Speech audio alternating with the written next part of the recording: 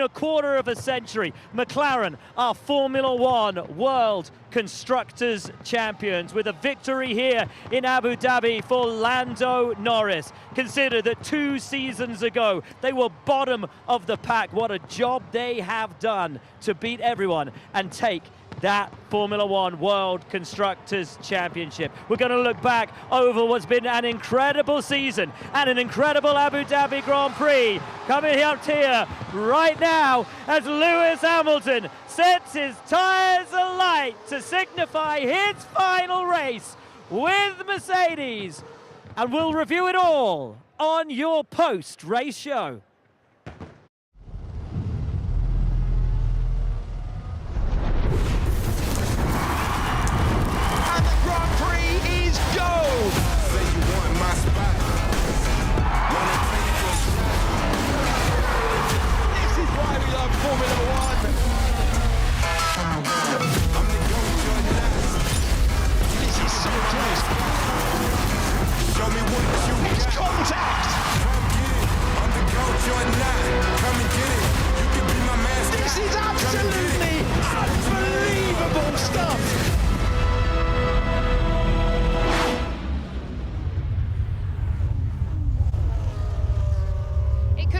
So different after lap 1 drama, but McLaren are world champions after a year which has seen them rise and rise and rise, and now they are on the top step. Ferrari threw absolutely everything at it, but papaya rules tonight in Abu Dhabi. Welcome to your post-race show, your final one of 2024. Welcome down here to the paddock, and it is a bustling, busy paddock as we all take stock of what we have seen both tonight but throughout this season as well, and celebrate what's been a phenomenal year for F1 and for McLaren. Will, your reaction to that interesting, fascinating Grand Prix that just swung which way and each way, didn't it, as we went along? First exceptional pun at the top of the show there, Laura. You Love are that. welcome. Yeah, look, you know, we said at the top of the show it was McLaren's to throw away.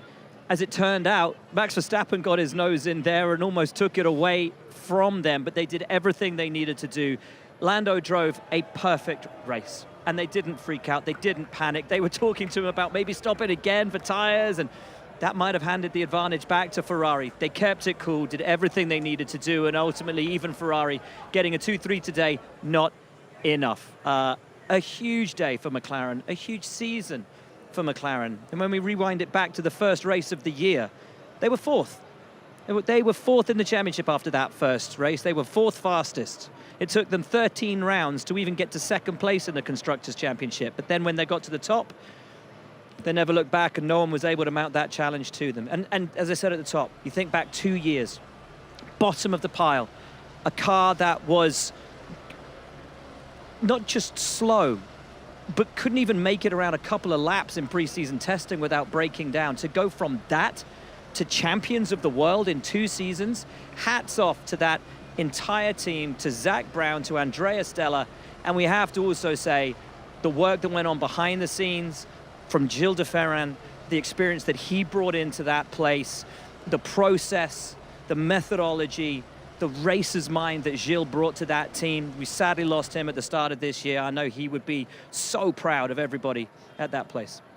And James, coming to you, beautifully said, Will, for Lando tonight, he had to have a champion's drive because he didn't have a teammate there who could back up the Ferraris, who could keep the Mercedes at bay. He had to do it all by himself. Piastri was punted off first corner. That was kind of the end of his race and any major point-scoring opportunity he could have had.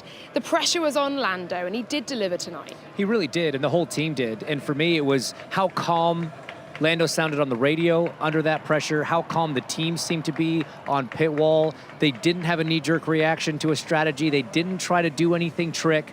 You know, anytime that you are leading a Grand Prix, you hear everything in the car a little different. You're waiting for something to go wrong. Same on pit wall. It's even more of a risk when it's a championship on the line, not just a race win.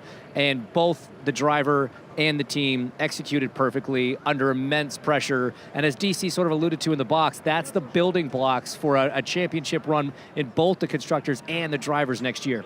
Ferrari threw absolutely everything at it, though, didn't they? I'm not sure they could have done much more. We'll come to Ferrari and what might have been tonight, but also throughout the season. Let's take a look at some of the highlights of the season, to look back on, to the race, sorry, to look back on how we got to where we are now.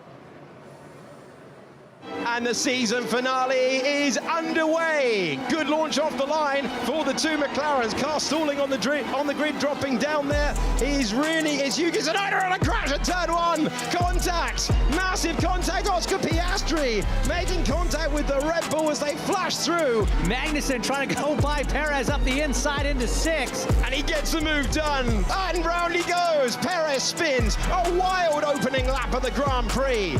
So there's a spin for Kevin Magnussen, and a part of his car has gone, and there's a puncher. Oh my word. For Valtteri Bottas in what could be his final Grand Prix in Formula One. Whoa! He lost the air on the front wing, and Piastri gathered it together. McLaren are world champions of 2024. They win the Constructors' title for the first time since 1998. Outside goes Lewis Hamilton, and he's roared around the outside to take fourth away from George Russell in his last drive for Mercedes. This is donuts for a stint that rewrote the record books. Hamilton and Mercedes sign off in style.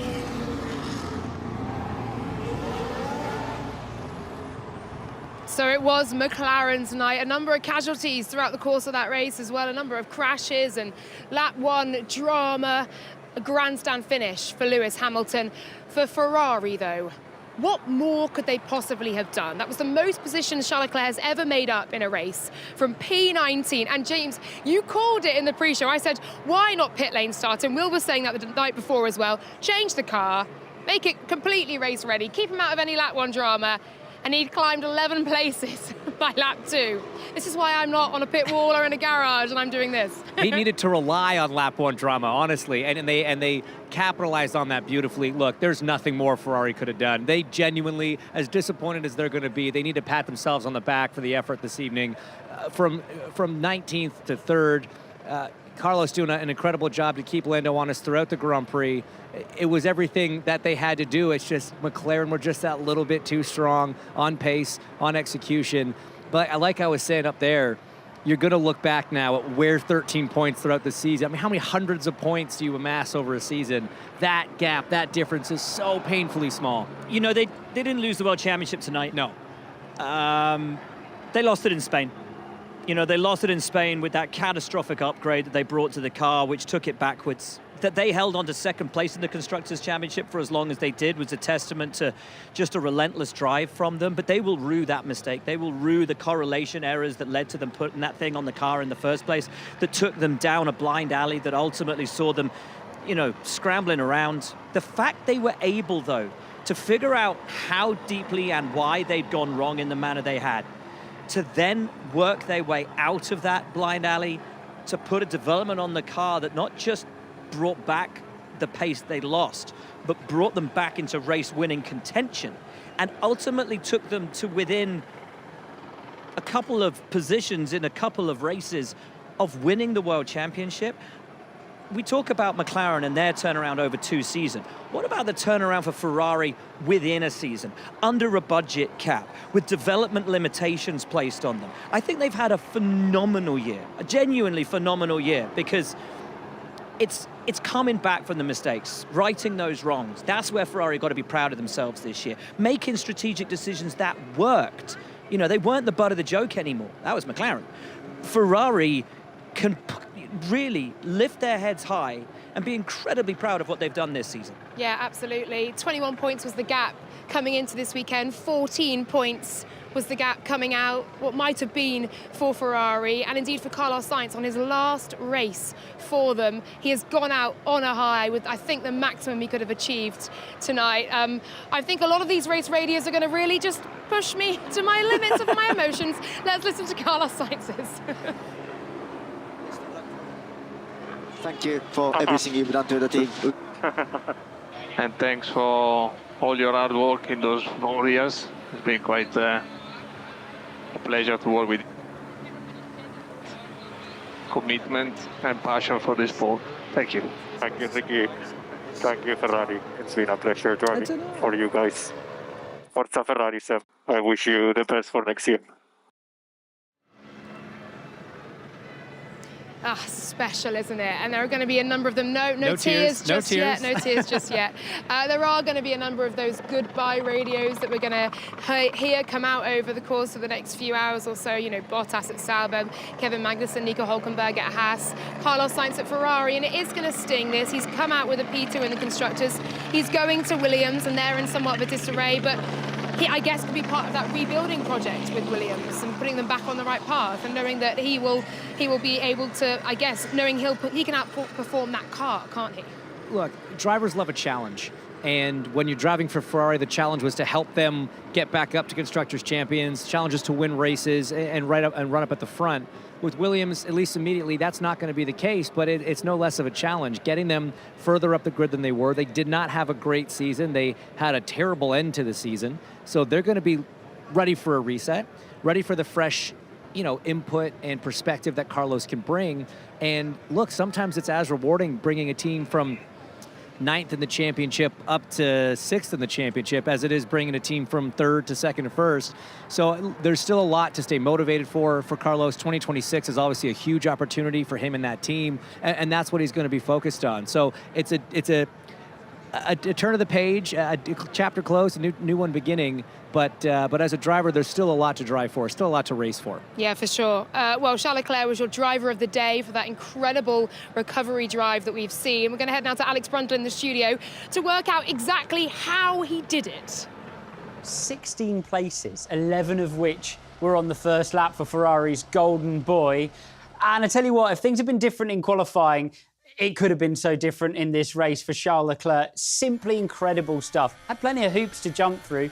Misses Yuki Tsunoda off the start, gets down the inside of Jack Doohan, and then he plays this situation beautifully. You've got that incident between Oscar Piastri and Max Verstappen playing out ahead, manages to get himself not involved in that and goes straight through the middle of it. The really impressive one, I don't think we actually saw on the broadcast, is down the outside of turn 6. Now, not all of us can be Formula One drivers, but that looks like an open goal to pretty much anyone. I can't believe they all clustered down the inside of T6. Leclerc punishes them beautifully, takes it down the outside line on the grippy, rubbery stuff. You've got Sergio Perez and Valtteri Bottas having their own incident to the left-hand side of us here. Leclerc scoops that up, takes it off down the road. The next move was on Magnussen. That was in the early laps. The speed in a straight line of the Ferrari has been such a key asset towards the end of this year. Then it was Alonso. But it wasn't just the brilliance of Leclerc on those early laps, because they had a brilliantly placed pit stop as well. Gasly in the Alpine had to stop a little bit earlier than Leclerc. He took that hard tyre later and made the move stick. That was a brilliant drive, went unrewarded in the end with rescuing the Constructors' Championship. But Ferrari can rely on this man for a long time. And you could hear on the radio how much Charles Leclerc cared. He was checking all the time. Thank you, Alex, for that analysis of how Leclerc put absolutely everything on the line. P19 to P3, ultimately not enough. But look, the Ferraris were able to get up there. They were able to run McLaren close because of what happened to Oscar Piastri and Max Verstappen on lap 1. How do you feel Oscar Piastri will be thinking now, Will? Because he wasn't able to fully get involved in the fight and really kind of lean himself into it, was he? He's the 1 point from today, a P10, a bit of a recovery drive ultimately, but also a 10-second penalty for contact after the incident. Got hit at the start. He hit the back of Colapinto. I don't think he was going to care one way or the other, because McLaren took the Constructors' Championship, and that ultimately was their objective coming into today's race. What is interesting, I think, is that Max hung it how he did with Oscar.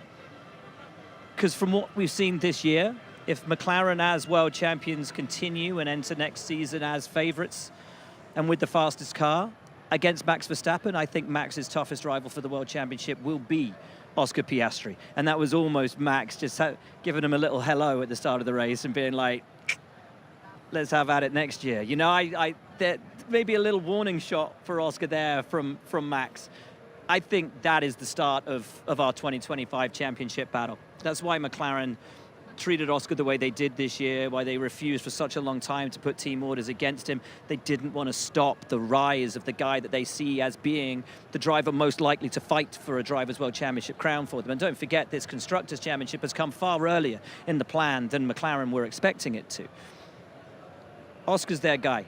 So that Max and Oscar moment, that's just a prequel for me of what we're going to see in 25. I'm excited. And it was unfortunately only the first issue that he had in the day. That put him at the back. Then he's trying to do this recovery drive, gets into the back of Colapinto at the end of that VSC. And look, when you're in this situation, you're that close behind another car, you just lose all the downforce behind you. There's an accordion effect. Everybody kind of brakes a little bit earlier, gets his own 10-second penalty for that. So it really all just came undone at the beginning there. But I don't think he's going to be worrying about not being able to contribute tonight, because he contributed so much throughout the season. 2 victories, tons of podiums, bunch of front row starts. He really did do his part to help, and that's what it took to win a Constructors' Championship. Both drivers consistently performing, consistently scoring those podiums and wins. Yeah, for sure. I guess you just sort of think he probably wanted to finish on a podium on a high with the team, and it must have been a frustrating 58 laps or so. His race radio, just on your point, Will, his race radio. Oh, that was brilliant. Move of the champion. The contacts with Max Verstappen was also interesting, wasn't it? We'll see. I think there are a number of rivalries that are going to play out through 2025, and I'm very excited. We've just been talking about him. Why don't we talk to him? Please welcome Oscar Piastri. Oscar, we were just wondering how you are feeling. Congratulations, first of all. You are World Constructor Champions with McLaren. It's been a phenomenal night, a phenomenal season for you guys. Not the race you perhaps would have wanted, though. So can you kind of sum up those emotions for us now? Phenomenal season is the line I'll go with. Yeah, obviously a tough night for myself, but I don't think much of that matters at the moment. I'm very proud of the whole team to accomplish our main goal this season. I think when you look in the context as well of how we've been able to turn around our car and our seasons in the last 24 months, it's pretty impressive, let alone the fact that the last time we won a World Championship as a team was 26 years ago. To do it from where we started last season is a massive sense of pride for everybody. Yeah, huge accomplishment for yourself and for the team. But now let's just go back, focus on the race a little bit. That turn 1 incident with Max, did you know he was there? How did you kind of see it from your position? I mean, I looked in the mirror going into the corner and I felt I was pretty safe. And clearly I wasn't when I got to the apex. So, Max came in and apologized, and I think the penalty speaks for itself. So there's not much point dwelling on it. I finished the job off for myself with my incident with Franco. So, I think we're all ready for a break. Yeah, so, fair enough. Yeah, just a rough night. But again, I think in the context of what we've achieved today, that will be very swiftly forgotten. So, no, just very happy for the whole team. And of course, it's not just what you guys achieved today. You've achieved it over the course of this season, over the course of 2 seasons, as you said so rightly, an incredible 24 months for the team. To have taken your first Grand Prix victory this year, and the same for Lando. Both huge accomplishments for both of you. And then to take the Constructors' World Championship. What does that mean for you, given that so many of these milestones have happened at once? And how ready do you now feel to lead this team into 2025 and to go for the Drivers' World Championship yourself next year? Yeah, I think, the big aim for us is to come out of the block strong next year. And, I think we set ourselves a pretty tough target after our first 4 or 5 races. And, I think there's been a lot of learning along the way.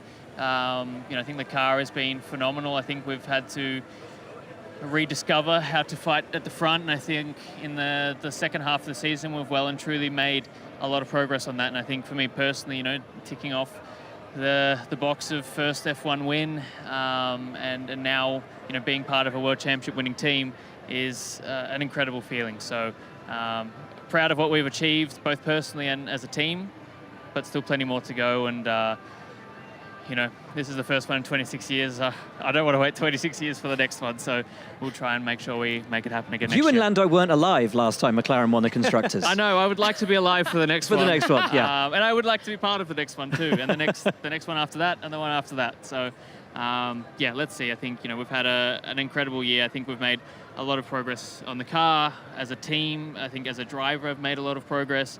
But I'm aware that I'm still not the finished product, and there's still room to go. I think as a team, we're certainly getting there, but I don't think anybody's perfect, and you know, that's the beauty of F1. If you start standing still, you're moving backwards. So I think we're all going to be on our toes. I'm sure we'll enjoy tonight, so maybe we'll be on our heels tomorrow. But the day after that, we'll be back on our toes and ready to mount a challenge next year. Nice. Oscar, thank you so much. Congratulations once again. Enjoy your break. Enjoy your winter. It's been brilliant to speak to you throughout the season, and Baku especially was an absolute champion drive. So congrats on everything you've achieved. We'll see you in 2025. See you in Thank you so much. Have a good night. Whatever you get up to. Enjoy. Cheers. See ya. Oh my goodness, he promised it. Friend of the show, Jack Doohan. I thought I was going to be hosting, so wow, a bit of this is miscommunication here. A man of his word as ever, Jack Doohan joins the show. Jack, your first Grand Prix is complete. Box ticked. It was a pretty chaotic one in some respects with some pinch points. How was it for you? Take us into that cockpit. Yeah, it's good to sort of be, you know, chilling out now, taking it all in. You know, I haven't really been thinking about it too much, but you know, there was obviously chaos at the start, wasn't there? In an ideal world, I would have liked to have been a little bit more aggressive and taking advantage of that, but with the objective at hand to, you know, make sure I finished in front of one Haas and a clean first lap to ensure that I could finish my race. In the end, it was great to do that. Laura and I had a little chat on the grid about what it's like for a driver in their first start. I mean, all the tension, all the emotions, all the pressure of that first start at the top level. Don't ask me. Let's ask you. What was it like from inside the cockpit, having to go through all the procedures, all the protocols, everything you got to do to nail that first start with all the pressure of your first Grand Prix? Yeah, exactly. It was a cool moment waiting for the formation at the start. It's sort of a bit of a goosebumps feeling, you know, before my first ever F1 race. I think the start was all right. I don't think I did a great sort of drop. It was a decent drive out, no wheel spin, which is good. Avoided Yuki, which was important as well. And then, yeah, a lot going on as we saw a few cars off turn one.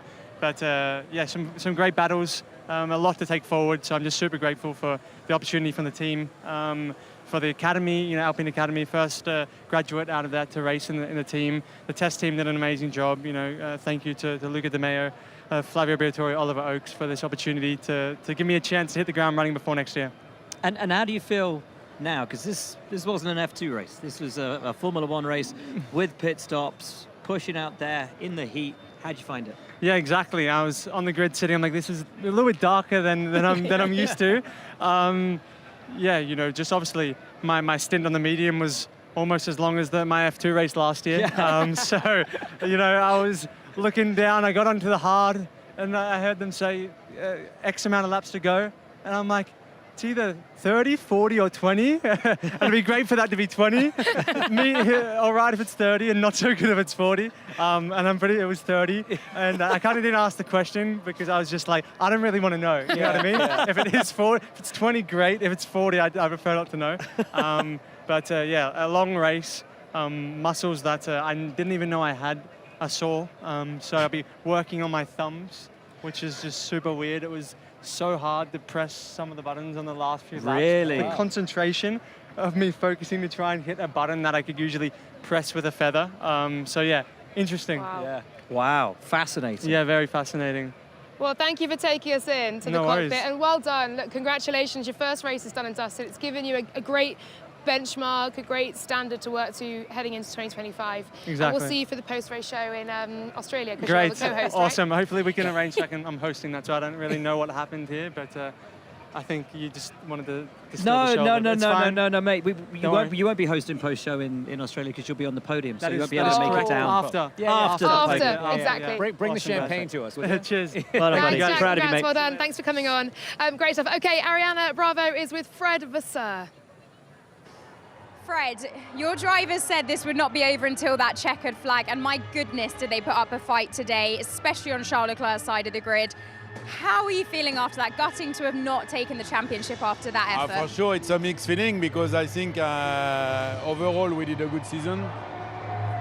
Much better than last year, much better than before, and I'm very proud of the job done this season. I'm also very happy with what we did today because I think we did the maximum of what we could do. But it's also a bit frustrating to finish like this, P2, 14 points behind McLaren. But I made a mistake. I have to start with congratulations to McLaren because it's quite sincere. Honestly, I think they did a mega good job. We have a good relationship, and I'm very happy for them, but it's also frustrating for us.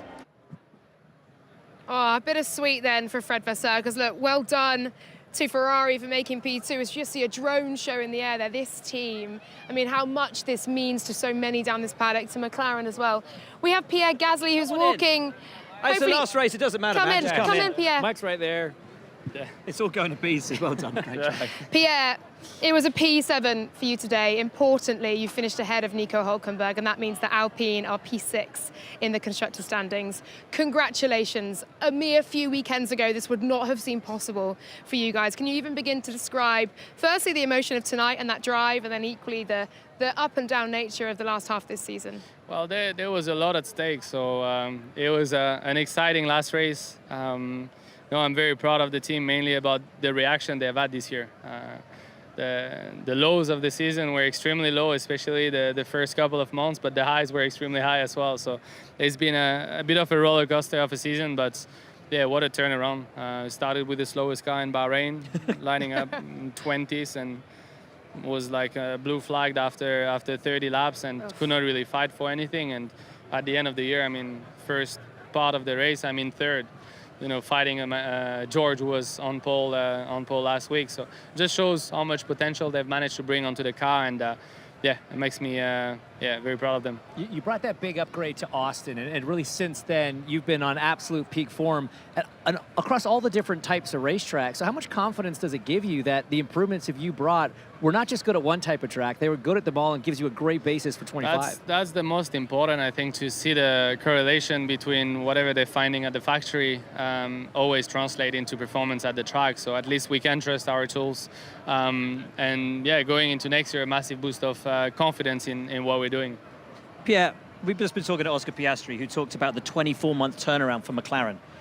They started last season where you started this season. Yeah. P19, P20 in Bahrain, overweight car, unreliable car. By the end of last year, they were fighting for podiums. I see where you're going. Right? I see where you're going. Keep going. Give it to me. What kind of vibe is there in Alpine right now? Because you were fighting for a podium again today, as Hinch said, ever since Austin. You've been there every single weekend, Q3. You know what? Brazil was a wet race, but it felt like that result over the course of these 6 races has always kind of existed for you and that team. Brazil was obviously under wet conditions, and that was a big help. But you know, looking at Vegas, I qualified third. Yeah. Qatar was 5th. Today we're 7th. So we seem to really be like, you know, on top of that midfield, which is great. So I mean, when I see how much we've developed, hopefully we can make another, you know, huge step over the winter and start closer to the front. Full. Today they were quite a big step ahead. In Qatar, I felt we didn't like much to be in that battle. So, you know, hopefully, as you mentioned, hopefully history can repeat itself with a different team. So we put some money on Alpine for Constructors Champions next year. That's what you say. Yeah, thank you so much. Congratulations. Go and enjoy the night with the team and your new teammate Jack Doohan as well. Go and enjoy Thank you very it. much. Thank you. Good job, man. Well done. Cheers, Pierre.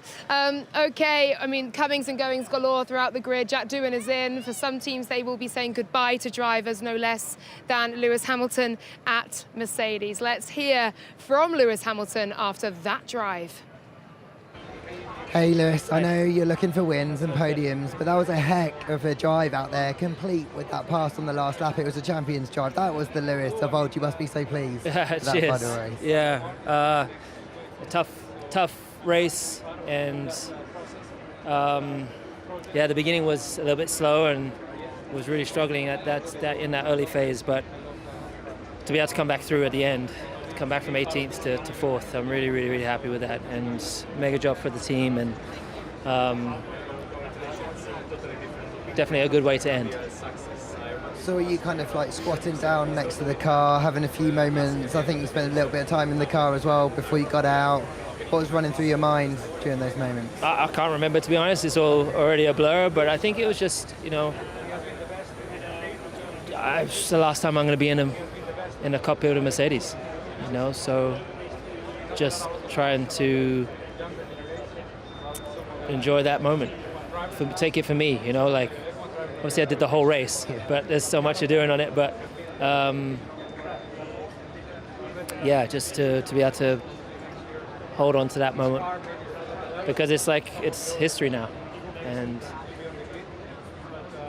yeah, all my races, they've all been powered by Mercedes and all the success we've had, and so I just sat there to think about all that and really contemplate just how great a journey it's been.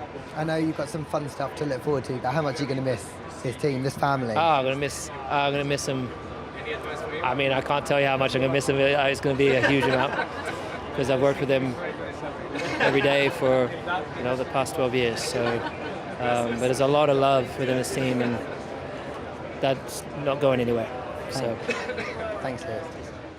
What a drive from Lewis Hamilton, and from the team, the gamble to put him on hards, the only one to go on hards at the top of the race, and then for him to obviously have that fresher rubber to come back through, and for George to not let him pass, but obviously keep a clean race, and for Lewis to get it just at the line, P4 today. Well, that seemed virtually impossible from where he qualified.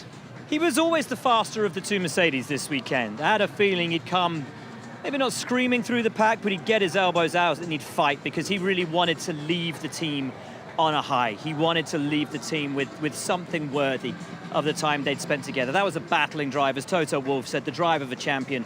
I enjoyed that. I think Lewis, as we heard, enjoyed that as well. Not the victory to sign off that career with Mercedes, but the kind of battling drive that I'm sure he and the team would be very, very proud of. And now we get to see what he can do at the most successful team in the history of Formula One. It's incredible times in this sport's history. Yeah, for some drivers, obviously, it's bittersweet. Yes, they're leaving a team, but they've got to drive next year. For others, that was their last go, their last ride in a Formula One car.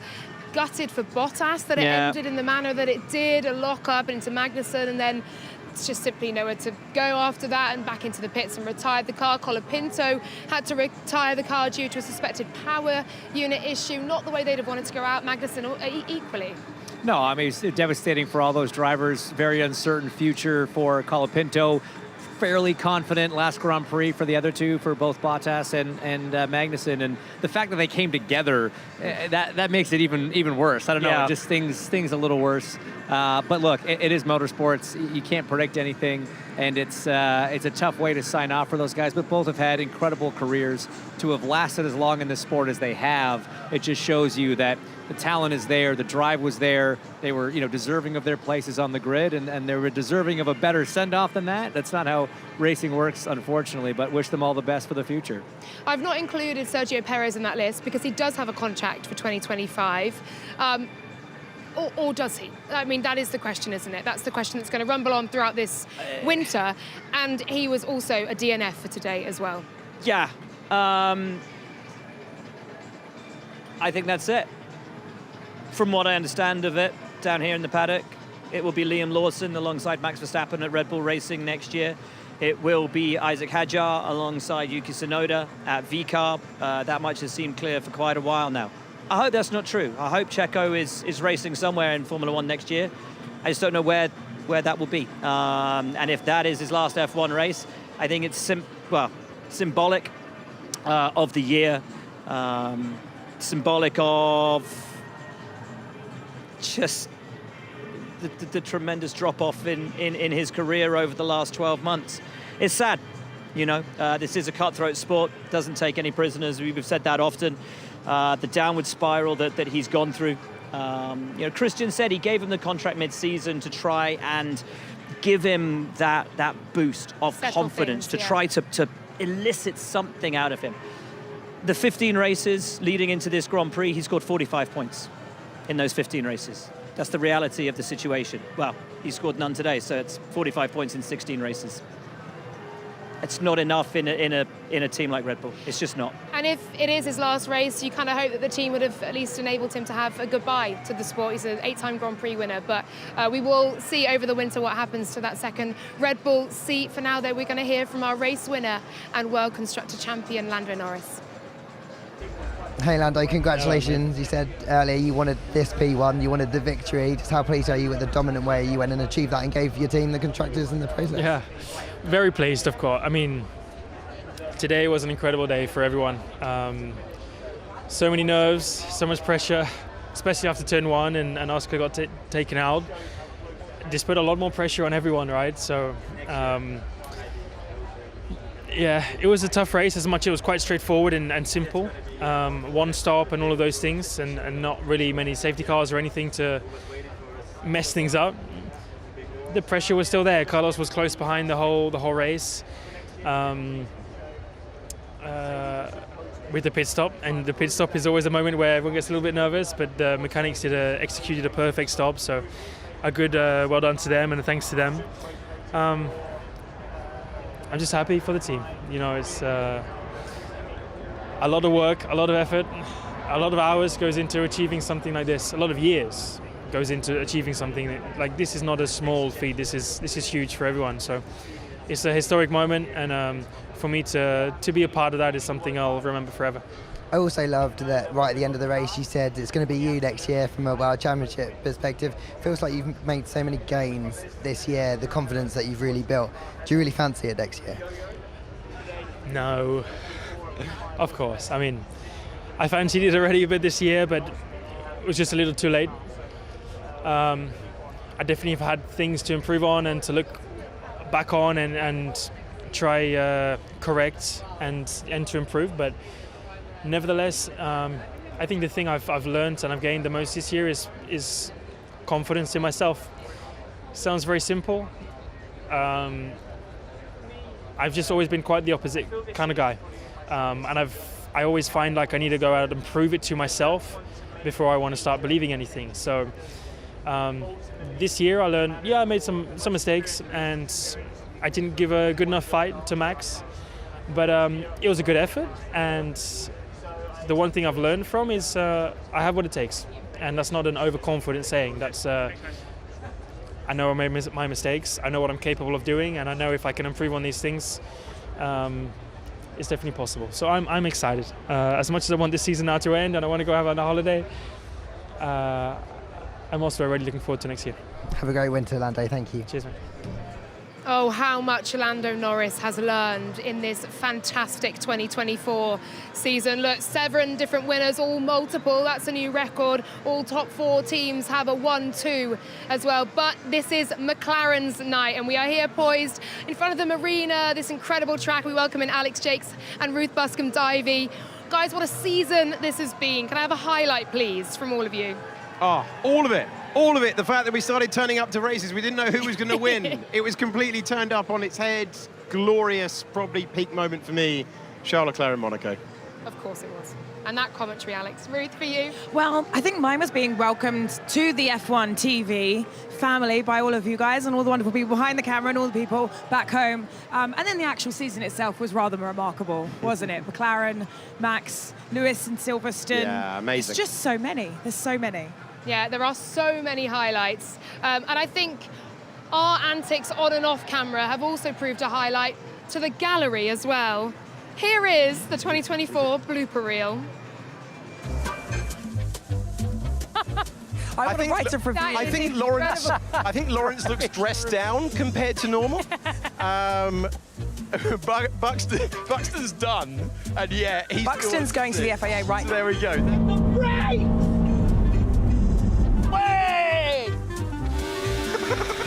What's happened? Davide, no! He's unplugged it. No! We're live, Davide. No, we're not. That was mean. That was really mean. Hey, but as Ruth said, this is when strategists are really going to earn their keep. No, we are not in Vegas, and I'm not having another panic attack, although we are close to that. What on? Oh my... goodness. I don't know, are you Pierre Gasly fan? Guys, I'm just going to have to throw back to you because it's all getting really, really weird here. Viva Las Vegas? Hey, he's got it. Whoa! Woo! Is anything going to happen? Yeah, you stay there. You stay there, Palmer. Yeah, just you wait. They'll be out on Inter I'm soon, off. don't you? I'm out of here. See ya. Blah, blah, blah, blah. I'm talking. Do you want to waltz? I don't know if I'm ready.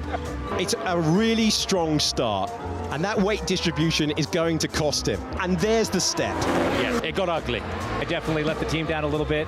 La la la la la la la la la la. Don't talk to me till then, okay?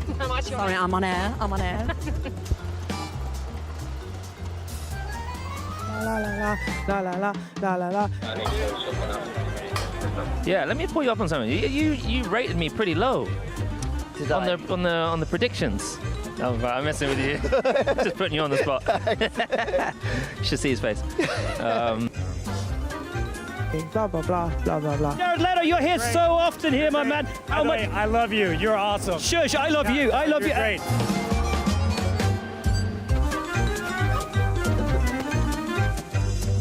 And I'm about this tool, and this is this, and I thought really excitedly. You're 5 seconds too late. Lewis Hamilton, out on track. Oh, no! This is Palmer's last race for F1 TV. That's He was on the brink there, wasn't he? On the brink. Yeah, shout out to Julian Palmer, not with us tonight, but with F1 in spirit, and yeah, it's clearly forming a big part of our bloopers throughout the season. Lawrence Barretto, how's your voice? Now, Lawrence has been yapping away all season to our drivers. He's actually lost his voice, but it's come back. Resurrection. It came back. I had no sound yesterday. It's just about here. So thanks to Dr. Mel for Formula Medicine. Kind of about. It's kind of here. I've just been talking to drivers, James. He's been pulling a big shift today, to be fair. Okay, we're going to look ahead now to the 2025 calendar because it is not long at all until we get to do this all over again. And of course, it all starts. Testing will be ahead of this season calendar. We start, though, in Bahrain testing on to Australia, our season opener once again, through to China, Japan, Bahrain, Saudi Arabia. Then we head to Miami, to Imola, Monaco, Spain, Canada, Austria, Silverstone, Belgium, Hungary, the Netherlands, the summer break through to Italy, Azerbaijan, Singapore, Austin, Mexico, Brazil, Vegas, Qatar, Abu Dhabi. Whew. Another 24 more rounds to bring you. I'm tired next just hearing year. you say the I list. know, that was a lot. I'm not sure why I committed to the full read of the calendar. My brain wouldn't work quickly enough to group them. No, producer Joe thought that was completely ridiculous from me as well, but here we are. Guys, what are we looking forward to then in 2025? A word from each. Will Buxton, go on.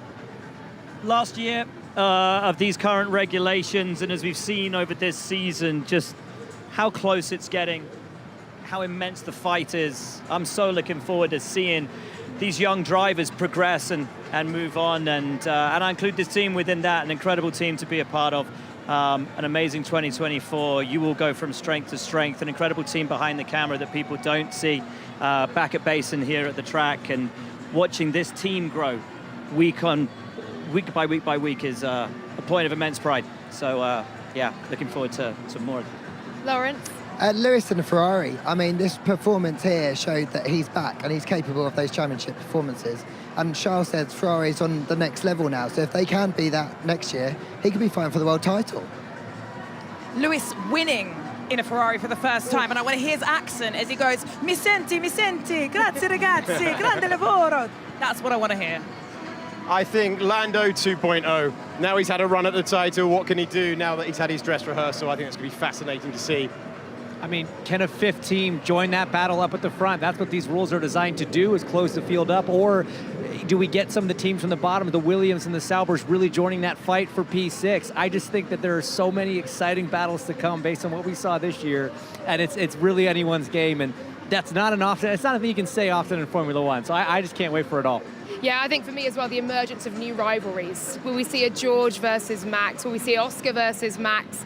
Lando versus all of them? It's going to be fascinating, as this season has been. It looked at the start like it might be that little bit of a predictable rollover from 2023, but not so. We've had 7 multiple winners. It's broken records. The top 4 teams all have a 1-2. It's been a record-breaking season, and it's been an absolute pleasure for me to share it with each and every one of you lot as well. You're supremely talented.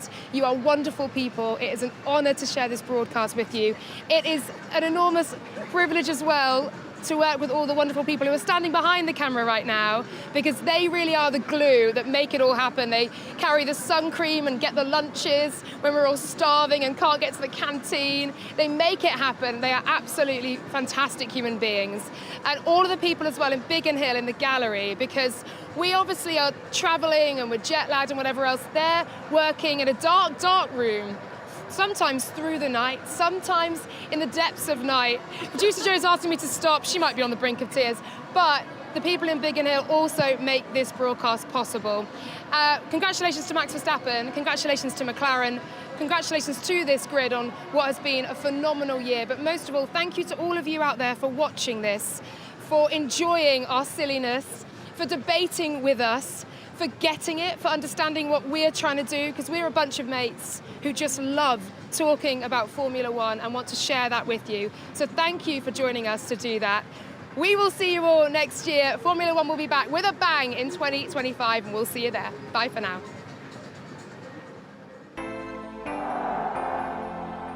Thanks for joining us on F1 TV for this record-breaking 2024 season. 98 days remain before the lights go out, and we're racing again in 2025. F1 TV will be with you all the way through Formula One's 75th anniversary season as we travel to Australia, China, Japan, Bahrain, Saudi Arabia, Miami,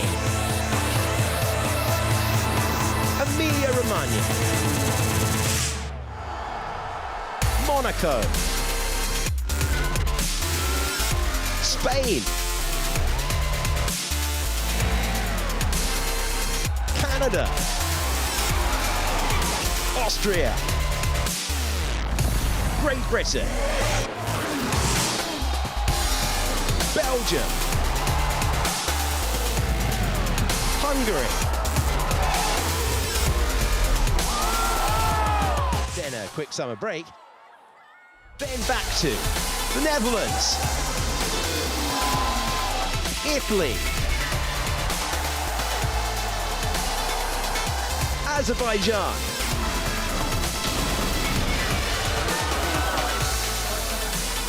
Singapore, the USA, Mexico,